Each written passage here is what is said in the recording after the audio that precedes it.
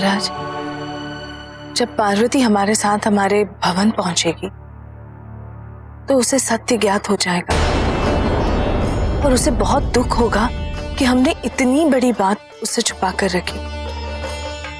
हमें लगता है उसे बता देना चाहिए। नहीं मैनावती, हम पार्वती से कुछ नहीं कहना चाहते। हमें सदैव ज्ञात था वो आदिशक्ति, किंतु इसका अर्थ यह नहीं है कि उसकी सुरक्षा करना हमारा दायित्व नहीं है। आज एक पिता की इच्छा है कि वो अपनी पुत्री के प्रति अपना ये दायित्व निभाए। हम आपसे सहमत हैं, किंतु कब तक छुपा कर रखेंगे?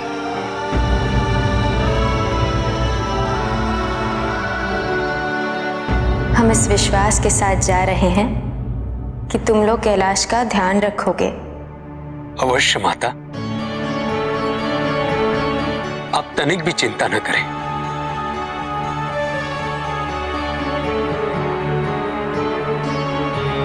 गणेश, कार्तिकेय, तुम दोनों अपने दायित्वों की उपेक्षा कभी नहीं करते और हमारी अनुपस्थिति में तुम्हारे दायित्व और भी बढ़ जाएंगे, किंतु हम आश्वस्त हैं कि तुम उनके निर्वाह में कोई भी बाधा नहीं आने दोगे। हमें प्रसन्नता है मां कि हम आपके इस विश्वास के योग्य बने। आशीर्वाद दीजिए मां। नाना जी, नानी जी, आप जब भी कैलाश से जाते हैं तो यही अनुभूति होती है कि आप दोनों कुछ समय और रुक जाएं। अब आप दोनों को अपने नाना नानी के पास आना होगा।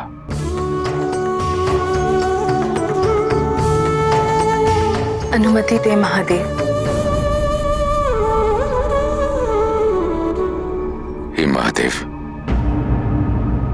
आशा है सब शीघ्र ही ठीक हो जाएगा।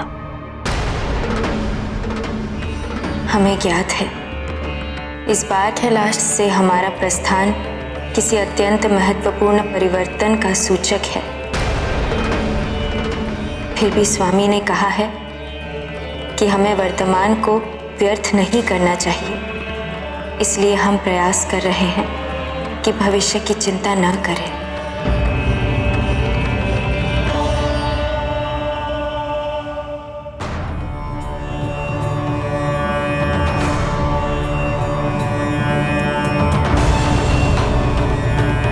स्वामी, कैलाश छोड़कर जाने की हमारी इच्छा नहीं है, किंतु माँ और पिताजी को हमारी आवश्यकता है। मैं तुम्हारी प्रतीक्षा करूंगा।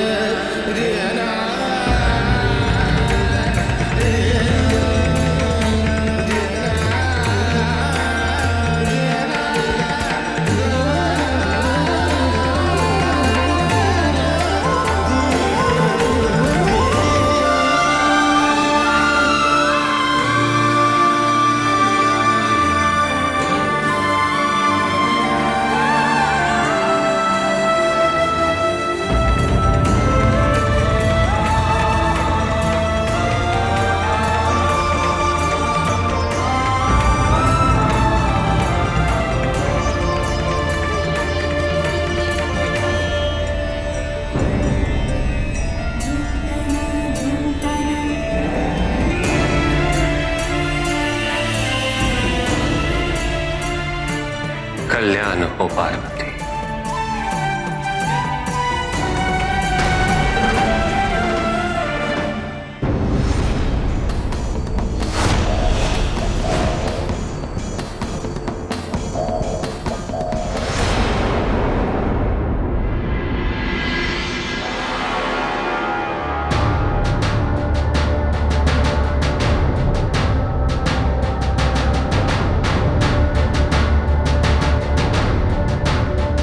राजेंद्र,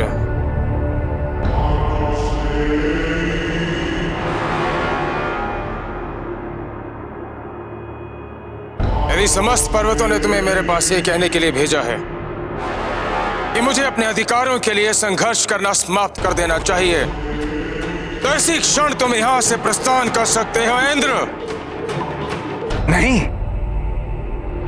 नहीं क्रौंच, मैं यहां कुछ कहने नहीं, अपितु मैं तो केवल एक प्रस्ताव लेकर आया था। प्रस्ताव? हाँ,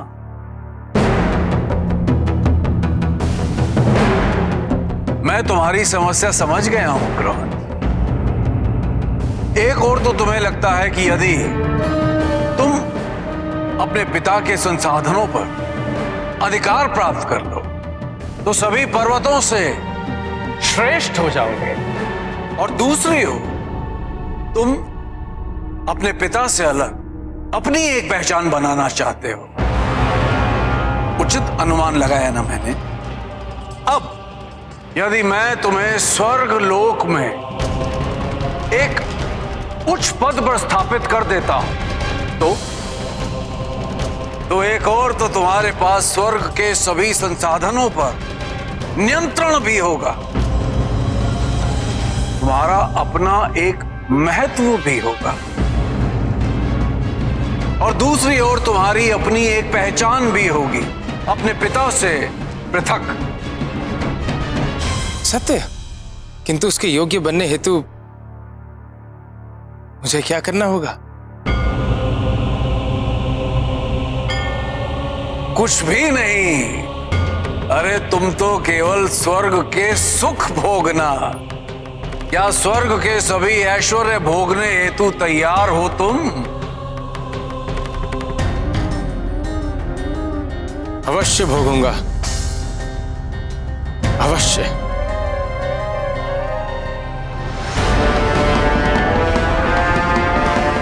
किंतु पर्वतराज क्रौंच बनने के पश्चात पुनः ऐसे लोग देके मुझे भ्रमित करने का प्रयास मत करना। भले ही मैं तुम्हारी हत्या नहीं कर सकता इंद्र, किंतु तुम्हें अपमानित अवश्य कर सकता हूं।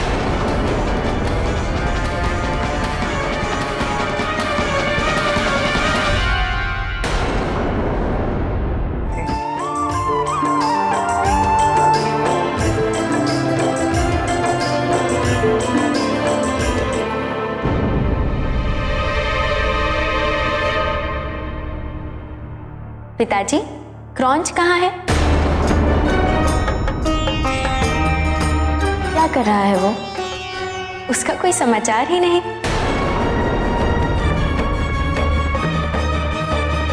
पुत्री,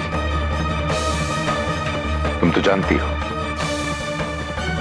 कि तुम्हारे भाई को अच्छा नहीं लगता यदि कोई उससे कोई प्रश्न पूछ ले या फिर ये पूछ ले कि वो क्या कर रहा है। हम उसके लिए चिंतित रहते हैं।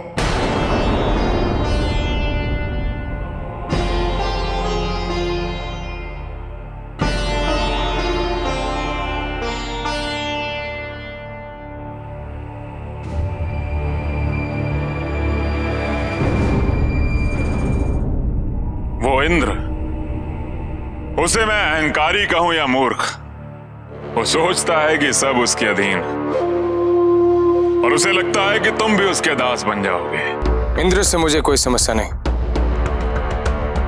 मेरी उलझन का कारण कोई और है। बहन पार्वती माता पिता के साथ कैलाश से यहां आ गई हैं। इसमें उलझन की क्या बात है क्रौंच?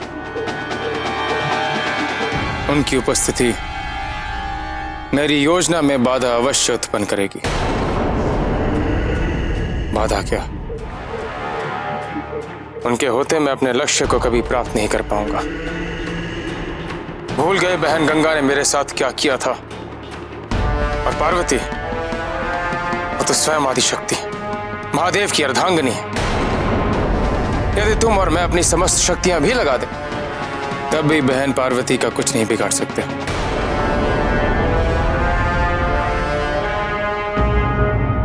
सोचो, यदि माता पार्वती को ज्ञात होता कि तुम क्या कर रहे हो तो क्या वो तुम्हारा विरोध नहीं करती? तुम्हें रोकने का प्रयास नहीं करती? और ये तभी संभव है या तो तुम्हारे माता पिता ने माता पार्वती को कुछ भी नहीं बताया, या फिर उन्होंने माता को सब कुछ बता दिया हो, किंतु उन्हें मना कर दिया है इसमें हस्तक्षेप करने से। इन दोनों स्थितियों में तुम अपना लक्ष्य प्राप्त कर सकते हो। विलंब ना करो क्रौंच, कल प्रातः ही मेरी सेना लेकर तुम आक्रमण कर दो। तुम्हारे पिता को तैयारी करने तक का भी समय नहीं मिलना चाहिए। किंतु बहन पार्वती?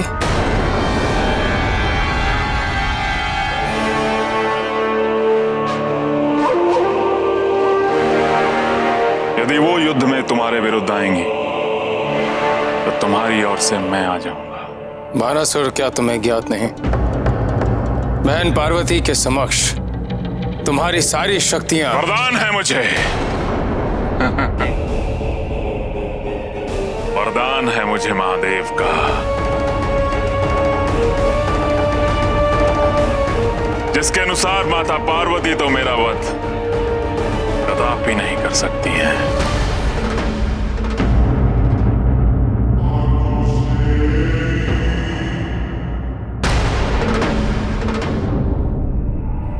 पिताजी, बाहर आइए पिताजी, पिताजी। क्रौंच, माता पिता का सम्मान करोगे,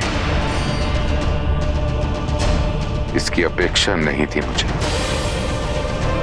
किंतु तुम्हारी बहन पार्वती वो यहां है, उसकी उपस्थिति का मान तो रखो। उन्हें भी ज्ञात होना चाहिए कि उनके भाई के साथ आप किस प्रकार अन्याय करते हैं।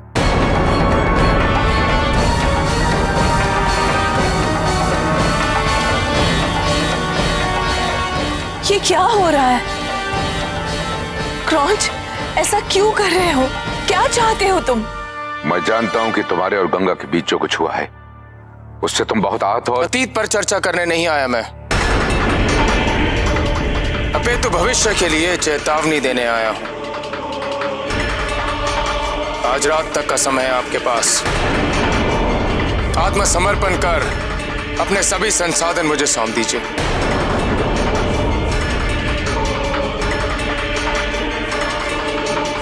अन्यथा कल प्रातः क्रौंच और बानासुर की सेना के साथ युद्ध करने हेतु तैयार रहें।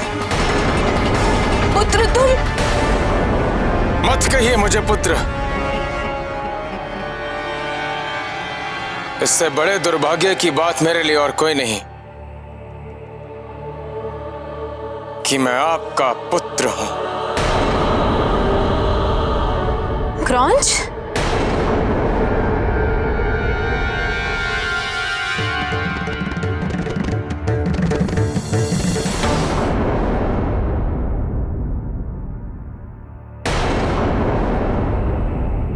अभी तक हम मौन रहे, किंतु इसका ये अर्थ नहीं कि हम तुम्हारे दुर्व्यवहार से अनभिज्ञ हैं।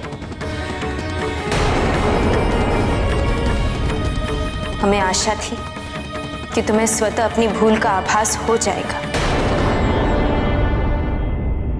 किंतु क्रौंच, तुमने हमें निराश किया है। अब क्या आदिशक्ति क्रौंच के साथ युद्ध करेंगे? यदि एक भाई अपनी मर्यादा का उल्लंघन न करे तो उसकी आवश्यकता नहीं पड़ेगी क्रौंच। मर्यादा मैं नहीं जानता, मैं केवल अधिकार जानता हूं। क्रौंच का अधिकार।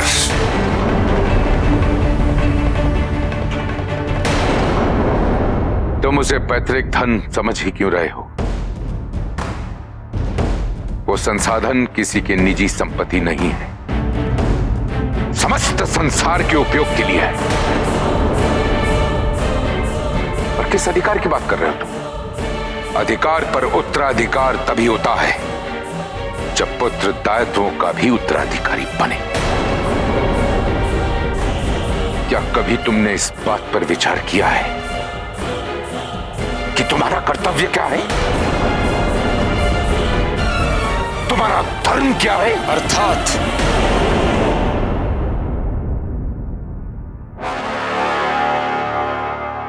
आपने अपना निर्णय सुना दिया है, अब मेरा निर्णय भी सुन लीजिए। आज की रात इस भवन में आपकी अंतिम रात होगी।